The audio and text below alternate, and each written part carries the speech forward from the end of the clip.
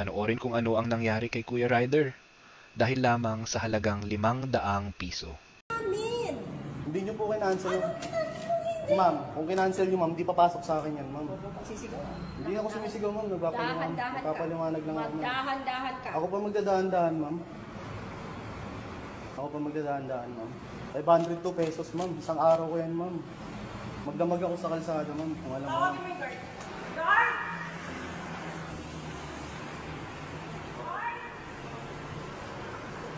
Ha?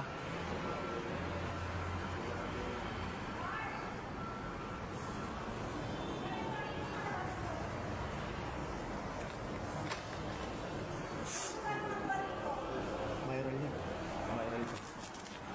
Halika, pulutan mo ng baril to kung kinakailangan. Hindi ko mabayaran yan. Halika, haglag ka rin mo to. Nag-cancel ako kanina. Sige ma'am.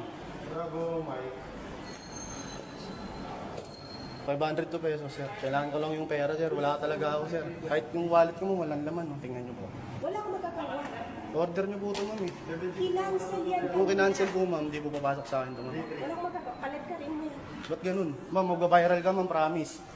Tandaan nyo yung mukhang to, ha. Ito, kupal yan. Kupal yan, customer na yan. Putang inang yan. Kupal. Lul, kupal. Tang ina mo. Bakit, sir? Tang ina pera yan, sir, oh.